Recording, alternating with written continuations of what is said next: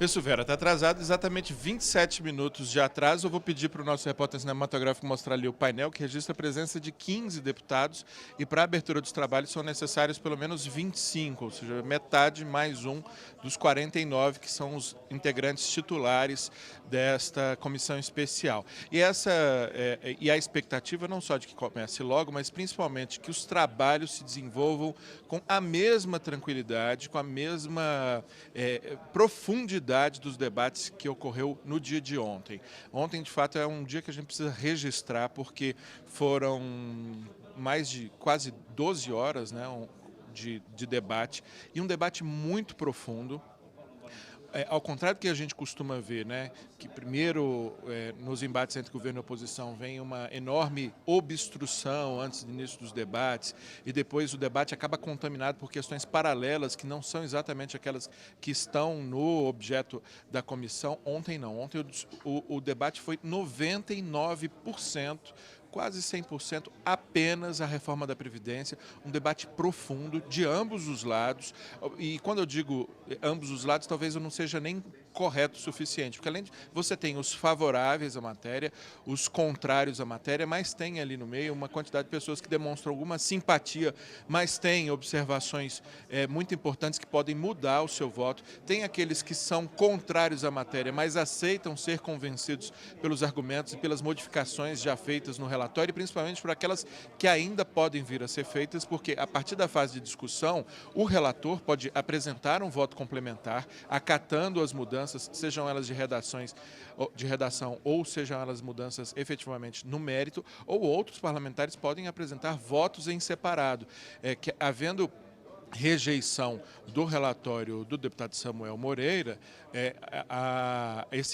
qualquer um dos votos em separado, aquele que mais represente a média das expressões feitas aqui, ele se torna então o voto da comissão. Mas tudo indica que, pelo que vimos ontem, o voto do deputado Samuel Moreira será aprovado pelo menos na comissão. Porque a comissão são 49 membros, não é uma representação fiel do plenário, que tem 513 membros. Mas uma coisa importante que a gente pode mencionar rapidamente aqui é que dos 155 inscritos que tinham para falar ontem, 51 já falaram, além de 14 líderes e das próprias intervenções do relator. Foi muito interessante, o relator durante 7 vezes pediu a palavra para de alguma forma dialogar com aqueles que estavam fazendo críticas ou observações, inclusive sinalizando que ele já poderia acatar algumas dessas modificações propostas. Então, os 155 de ontem, 6 perderam a palavra porque não estavam presentes na hora que foram chamados, mais os 51 que falaram, sobram aí 98 para falar.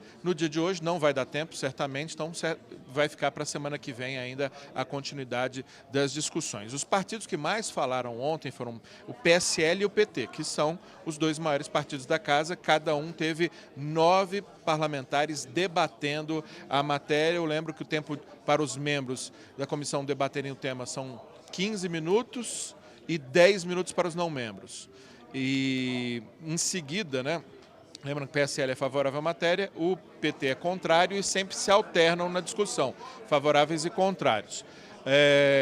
O PSOL foi o outro partido que teve mais, praticamente quase toda a bancada do PSOL falou, eles são 10 parlamentares no total e 7 fizeram uso da palavra, e em seguida o Novo, com 5 parlamentares falando, lembrando que o PSOL é contrário e o Novo favorável. Vamos dar um pulinho ali para ver se a gente conversa rapidamente com o relator, o deputado Samuel Moreira. Ele está numa ligação, pretendo não interromper, mas já começa a chegar mais parlamentares, o quórum já subiu para 20, ou seja, faltam apenas 5 presentes para a gente ter início aos trabalhos, repito, com a mesma expectativa positiva de ontem, onde foi o relator, inclusive, permaneceu durante praticamente todo o dia, desde as 9 da manhã, quando começou, quando foi aberto o prazo para início da sessão, e até às 10 da noite. Eu vou pedir licença rapidamente, deputado, para a gente conversar, fazer uma avaliação muito rápida de ontem. Eu estava, inclusive, mencionando agora para o nosso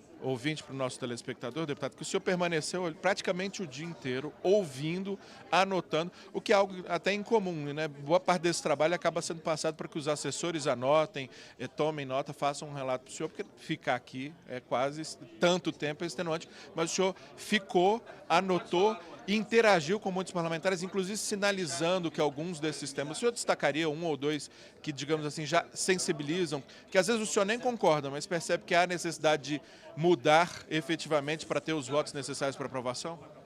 Ontem foi o primeiro dia de debate. Eu acho que alguns detalhes que nós estamos verificando, até mesmo de redação, de interpretação, a questão do rural ficou uma interpretação outra, mas não vi nada ainda assim muito forte, que tenha muita divisão com relação a uma alteração ou outra no substitutivo que nós apresentamos. Como eu já disse aqui, o substitutivo nosso relatório não é um decreto, ele está sujeito a mudanças e nós temos direito a um voto complementar assim que encerrar a discussão. Então nós vamos ainda colher mais opções, mais sugestões durante esses dias para verificar a possibilidade de um voto complementar. Perfeito. Ontem também fiquei o tempo inteiro acompanhando o senhor aqui e dois pontos me chamaram a atenção, especialmente pela quantidade de elogios e críticas que receberam.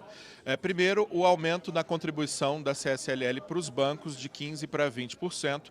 Foi um tema muito elogiado, mas que recebeu críticas especialmente do Partido Novo, que em uníssono se colocou contra a matéria, dizendo que os bancos vão repassar esse custo para os clientes. E o segundo foi a questão que também envolve um banco específico, o BNDES, que hoje os recursos do FAT vão em boa medida para o BNDES, para financiar, né, obras, infraestrutura, etc. O senhor tirou esse dinheiro no relatório. Alguns querem uma solução intermediária. Queria que o senhor falasse sobre esses dois aspectos.